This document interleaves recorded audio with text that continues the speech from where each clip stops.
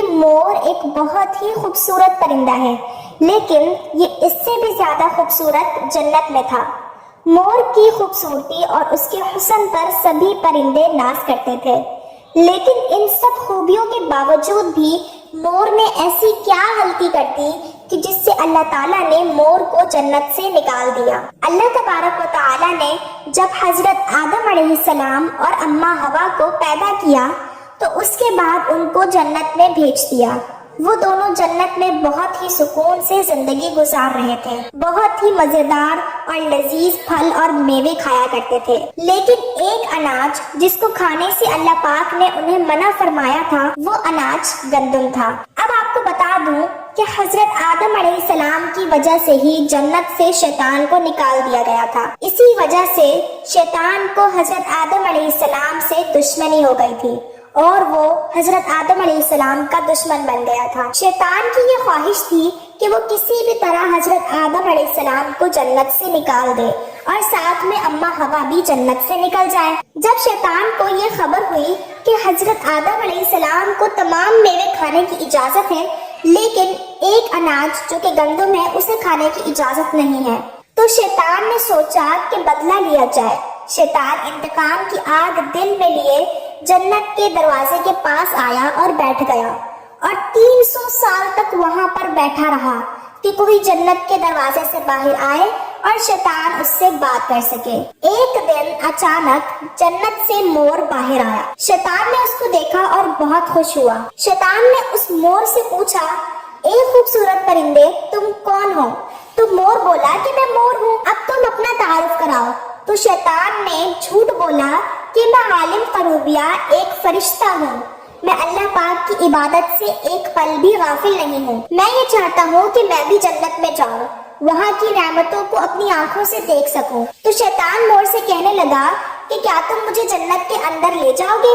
میں تمہیں اس کے بدلے 3 ایسی باتیں بتاؤں گا جس سے تمہیں ابدی زندگی حاصل ہو جائے گی، تمہیں بڑھاپا اور بیماری نہیں آئے گی، تم ہمیشہ کے لیے جنت میں ہی رہو گے۔ شیطان کی یہ تمام باتیں سن کر مور لالچ میں آ گیا اور کہنے لگا کہ مجھ میں تو اتنی طاقت نہیں ہے کہ میں تمہیں جنت کے اندر لے جاؤں، لیکن میرا ایک دوست ہے جو سانپ ہے، وہ شاید تمہاری مدد کر سکتا ہے۔ یہ کہہ کر مور اپنے دوست سانپ کے پاس آیا اور اس کو ساری بات بتائی۔ سانپ بھی شیطان کی باتوں سے بہت خوش ہو گیا، پھر شیطان کو اپنے منہ میں چھپا کے جنت میں داخل ہو گیا اور یوں شیطان اپنی چال میں کامیاب ہو گیا۔ جنت کے تمام نگہبانوں کو یہ معلوم تھا کہ شیطان یہ چال چل رہا ہے اور جنت میں آ چکا ہے۔ فرشتے شیطان کو جنت سے نکالنے لگے، تب ہی اللہ پاک کا حکم ہوا کہ اس کو ابھی جنت میں ہی رہنے دیا جائے۔ وہ فرشتے اللہ تبارک و تعالیٰ کے حکم سے رک گئے۔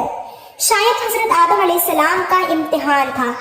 شیطان حضرت آدم علیہ السلام کے پاس اور اماں حوا کے پاس جا کر اپنی محبت کا اظہار کرنے لگا۔ وہ دونوں ہی شیطان کو پہچان نہ سکے، کیونکہ ماضی کے مقابلے میں شیطان کی شکل تبدیل ہو چکی تھی۔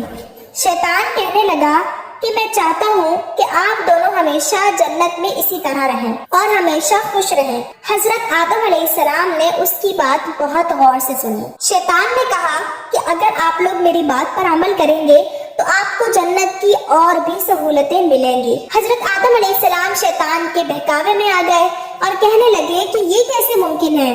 تو شیطان کہنے لگا کہ ایک گندم کا دانہ اگر آپ دونوں کھا لیں تو آپ کو ابدی حیات حاصل ہو جائے گی اور آپ ہمیشہ کے لیے جنت میں ہی رہیں گے۔ یہ بات سن کر حضرت آدم علیہ السلام کے دل میں رجحان پیدا ہو گیا، لیکن ان کے دل میں اللہ کی نافرمانی کا خوف غالب آ گیا، جبکہ اماں حوا شیطان کی باتوں میں آ گئی، جس پر اماں حوا نے حضرت آدم علیہ السلام کو راضی کر لیا۔ پھر اس کے بعد ان دونوں نے اس گندم کے دانے کو چکھ لیا۔ جیسے ہی گندم کا دانہ ان کے اندر گیا تو ان دونوں کے سطر واضح ہو گئے، جس کے بعد دونوں اپنے سطر چھپانے لگے اور خدا کے خوف سے کانپنے لگے۔ اس دوران اللہ تعالیٰ نے فرشتوں کو یہ حکم دیا کہ حضرت آدم علیہ السلام اور اماں حوا دونوں کو جنت سے زمین پر اتار دو۔ حضرت آدم علیہ السلام کو سری لنکا کے قریب نیچے زمین پر بھیج دیا، جبکہ اماں حوا کو جدہ کی سرزمین پر اتارا گیا۔ جن خوبصورت پیروں سے چل کر مور شیطان کو جنت کے اندر لے کر آیا تھا، وہی خوبصورت پاؤں اللہ پاک نے مور سے لے لیے۔ सांप जो अपने मुंह में शैतान को छुपा कर लाया था, उसके मुंह की खूबसूरत खुशबू को छीनकर उसमें जहर डाल दिया गया। फिर मोर के साथ साथ सांप को भी जन्नत से निकाल दिया गया। तो दोस्तों, कैसी लगी आपको आज की वीडियो? उम्मीद करती हूँ अच्छी लगी होगी। अगर अच्छी लगी हो तो वीडियो को लाइक कर दें